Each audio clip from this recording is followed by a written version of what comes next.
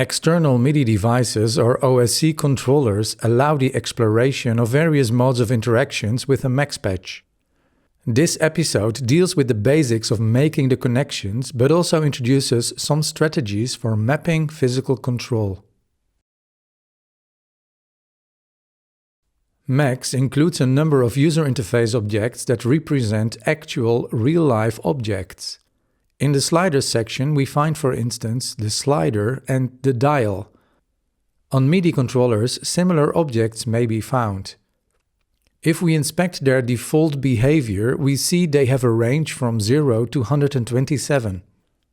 Aside from using these objects as user interfaces, it is also possible to have them display values that arrive from an actual MIDI interface. The CTL-in object reports such controller values. Various controllers or different knobs can be distinguished based on an index value that is produced from the second outlet.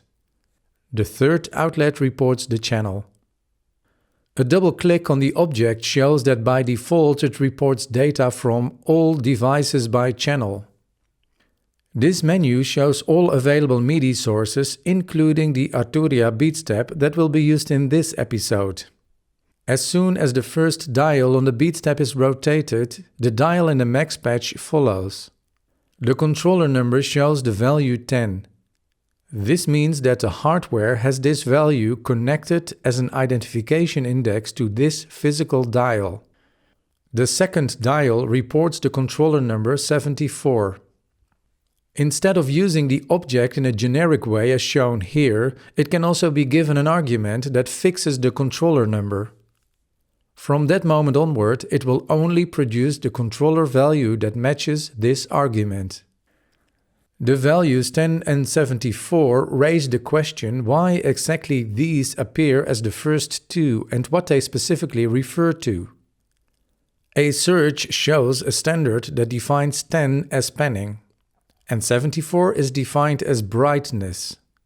Although the Arturia beatstep can be reprogrammed so as to connect different controller values to specific dials, there exist many MIDI controllers which are fixed to a standard that dictates an order of controller numbers. Since we are defining something in which panning or brightness may have little meaning in their traditional sense, what follows shows how to turn this information into something that is easier to handle. First of all, instead of having multiple CTL-in objects throughout a patch, it is advisable to use a single object for MIDI input. The MIDI-in is useful for this. Here, there is no option to have all devices report their values. Instead, a single device must be selected. Since after reopening the patch, this setting returns to the default, it may be useful to set an argument. The name of the MIDI source is then required. Since the name has a space in it, quotes need to be used. When the information is printed, it seems not entirely clear how this relates to changing the first dial. That is because the object reports raw MIDI messages. The MIDI parse object interprets that raw data and separates it over various outputs. Controller values arrive from the third outlet.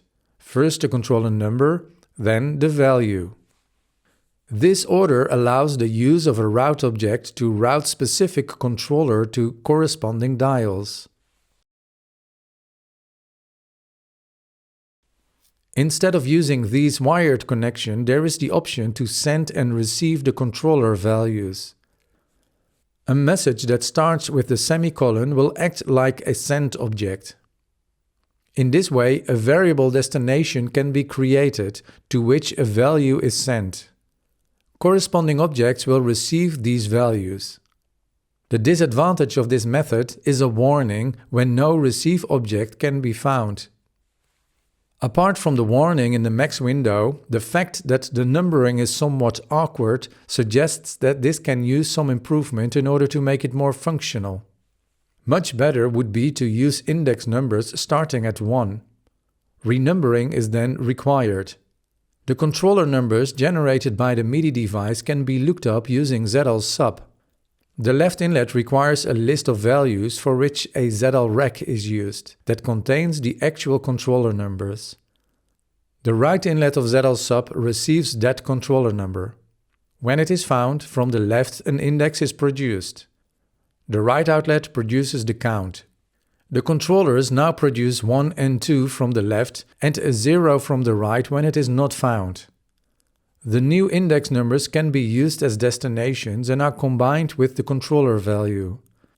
Now the first dial will receive data from a controller associated to index 1, the second to 2, etc.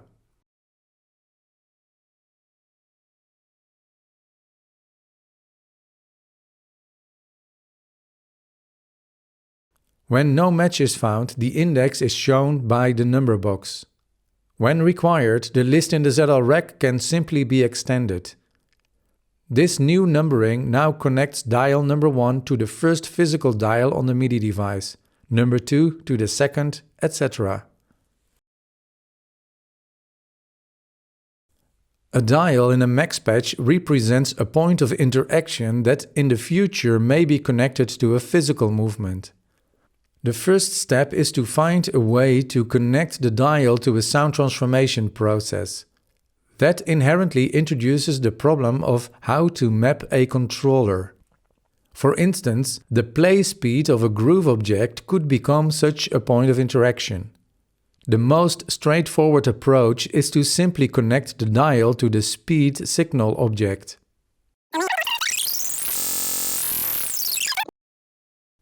That works, but it doesn't create a balanced sense of interaction. What we achieve is a dramatic speeding up, as the majority of the values produced by the dial are higher than 1, which represents original speed. Subtracting a value changes the center point and creates the option for forward and backward playing.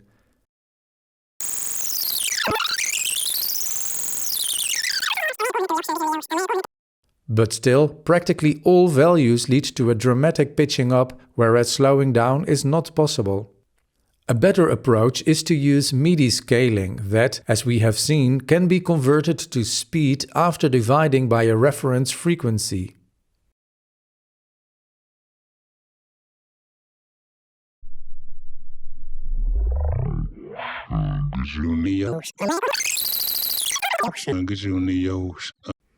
This is already much better, but the range is too large.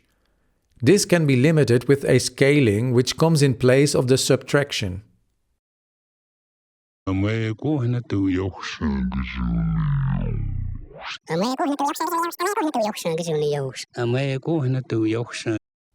A final adjustment is creating a larger landing area in the center where we find original speed. What I have in mind is something that looks like a third-order parabolic function which pushes the center values towards 0.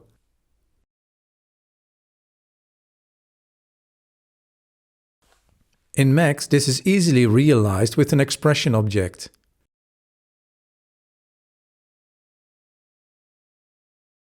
An additional Z-map converts this to the desired range.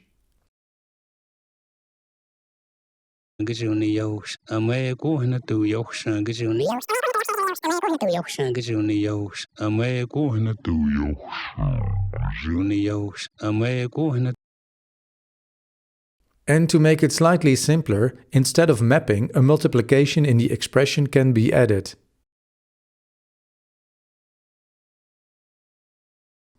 By now we are familiar with this simple patch that creates chunks of audio and has 3 parameters that can be controlled. A good exercise is to hook up MIDI control. The speed control can use the strategy we have just seen.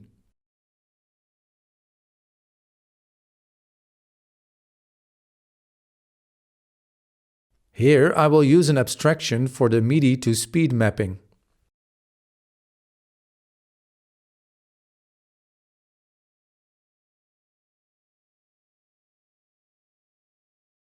The position mapping requires the total duration of the sound file.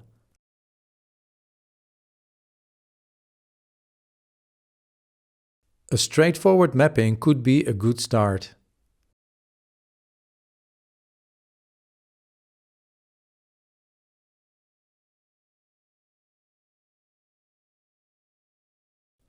For the duration, the same approach is used as we have seen in episode 4, creating a curvature by multiplying the normalized value to itself.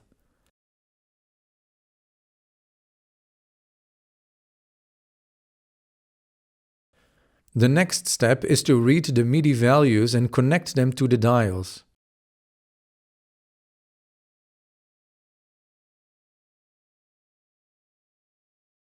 Here, again an abstraction is used that takes the solution from the first step.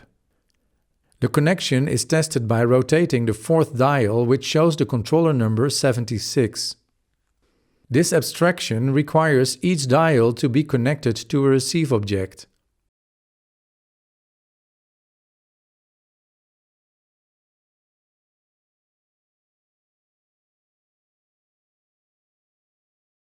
Let's test this.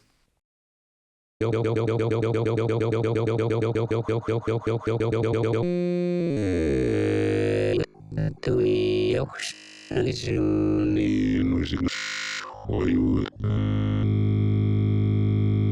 all works well, but I'm not too happy with the position dial. The mapping is not precise enough and feels somewhat arbitrary. What if the dial would represent a scrolling movement forward or backward through the buffer? This requires an accumulator that accumulates step values. By changing the step, the scrolling movement will change accordingly. When the scrolling reaches the end of the buffer, it needs to wrap around to the beginning. The Pong object takes care of that.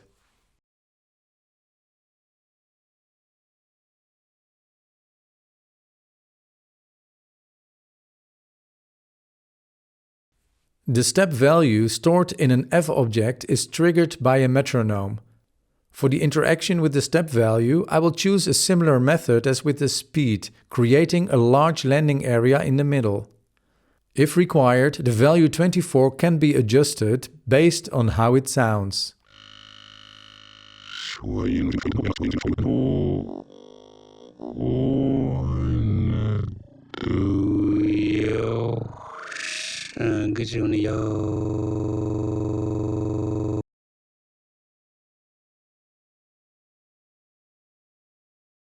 Instead of a MIDI controller, a mobile device could be used as well to provide the interaction. The reason to use such a device could be that various built-in sensors are available to report more complex physical gestures. The communication is done using the so-called Open Sound Control protocol. One example of a free app that generates and sends data from a mobile device is PD Party or Droid Party on Android. On PD Party, some default patches are installed that can send a combination of acceleration and touch data. But first we need to adjust some network settings. After launching PD Party, it presents an overview where OSC, which stands for Open Sound Control, gives access to these settings. Here we need to update the value for host, which represents an IP address where the receiving computer can be found. This requires taking a look at the Wi-Fi settings on the computer. Given that the computer and the mobile device are on the same network, whenever the mobile sends to the listed IP address, the computer should be able to receive it. Another important bit of information is the port number, indicated below the host IP address. This value 8888 we need to remember. Next, we should open the settings at the bottom of the screen where we can enable the event forwarding for touch and sensors. The Documents tab leads us inside a folder structure where inside the folder Tests, inside PD Party, we find Accelerate. Here we can turn on the acceleration sensor, of which its data is then forwarded to the computer. The next step is to receive that data in MAX. This requires the UDP receive object that needs to be given a port number. It is here that we specify 8888. A message shows that indeed data is received. We see a string starting with /pdparty/accelerate. The route object is functional to route this specific information to the first outlet and to strip off the label. This leaves us with 3 values representing acceleration in 3 dimensions. The right outlet shows that touch data is sent as well. This data reports when a finger touches down, when it moves over XY, and when it is lifted up. We can route accordingly. The first value gives an index for each finger that is touching and moving, something we don't use here. The down and up messages could be used to set a toggle.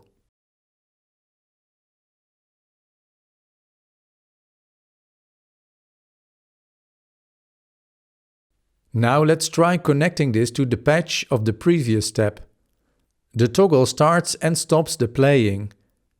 The duration value is taken from the horizontal touch. The position from the acceleration over the y-axis and the pitch from acceleration over the x-axis. After providing the duration using info, we can test this.